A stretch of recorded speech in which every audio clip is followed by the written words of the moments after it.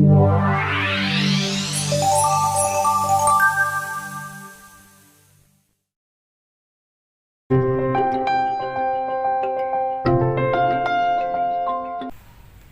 anak-anak ibu semuanya, bagaimana kabar kalian hari ini? Ketemu lagi bersama Ibu Rama dalam pembelajaran biologi.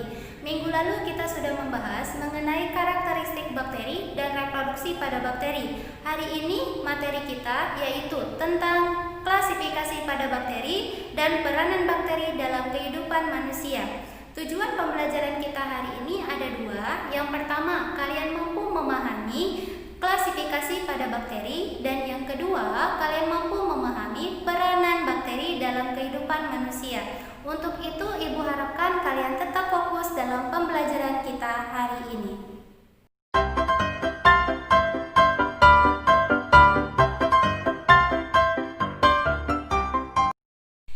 Klasifikasi bakteri halaman 91.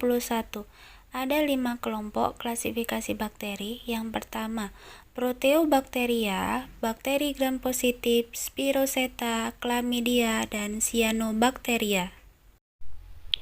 Proteobacteria terbagi atas 3 kelompok. Pertama, kita bahas mengenai bakteri ungu.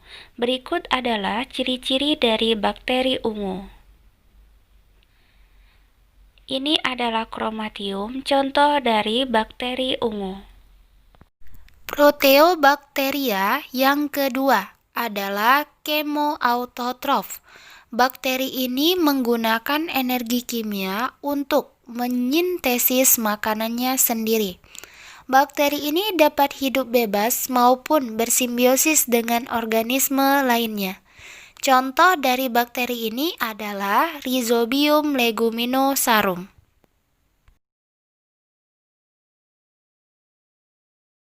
Terakhir, Proteobacteria kemoheterotrof adalah bakteri yang membutuhkan zat organik sebagai sumber karbon dan energinya. Bakteri ini dapat hidup di saluran pencernaan dan ada pula yang bersifat sebagai patogen. Contoh dari bakteri ini adalah Escherichia coli. Klasifikasi bakteri yang kedua adalah bakteri gram positif. Bakteri ini bersifat kemoheterotrof atau fotoautotrof. Contoh dari bakteri gram positif adalah Bacillus sp. Spiroseta, kelompok bakteri yang memiliki bentuk tubuh heliks memanjang dan dapat bergerak. Sebagian Spiroseta hidup bebas dan sebagian lagi menjadi parasit. Contohnya yaitu Treponema pallidum.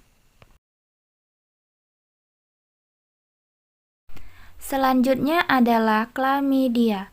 Kelompok bakteri ini tidak mengandung peptidoglikan. Ukurannya juga paling kecil di antara klasifikasi lain dan memiliki contoh Chlamydia trachomatis. Klasifikasi yang terakhir adalah Cyanobacteria. Biasa kita kenal dengan ganggang hijau biru. Kelompok bakteri ini memiliki klorofil seperti halnya tumbuhan. Uniseluler maupun multiseluler, cyano ini memiliki dinding sel yang tebal dan mengandung gelatin. Contohnya yaitu Anabaena sp.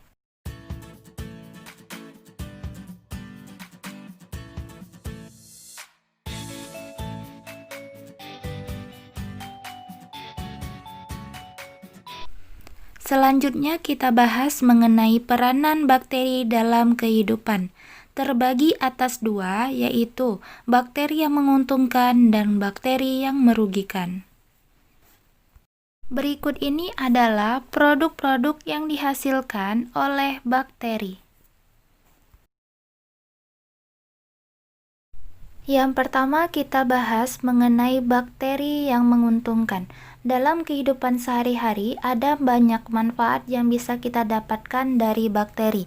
Contohnya yaitu Acetobacter psilinum pembuatan nata de coco dan Lactobacillus bulgaricus pembuatan keju.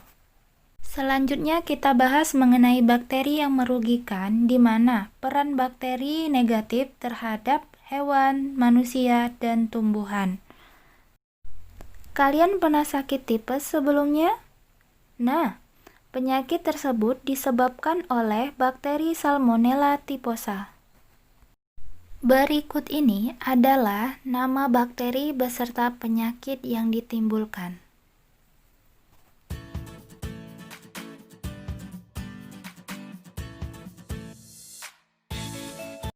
Nah, setelah anak-anak Ibu sudah mempelajari mengenai materi kita hari ini, dapat kita simpulkan yang pertama, klasifikasi pada bakteri terbagi atas 5 kelompok. Yang pertama yaitu Proteobacteria, bakteri gram positif, Spiroseta, Chlamydia, dan Cyanobacteria. Selanjutnya, peranan pada bakteri dalam kehidupan manusia dapat kita jadikan kelompokkan dalam bidang pangan. Pembuatan nata de coco dibantu oleh bakteri.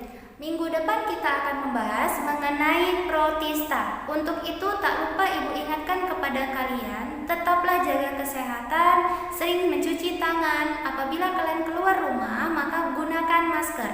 Demikian pertemuan kita hari ini. Selamat pagi.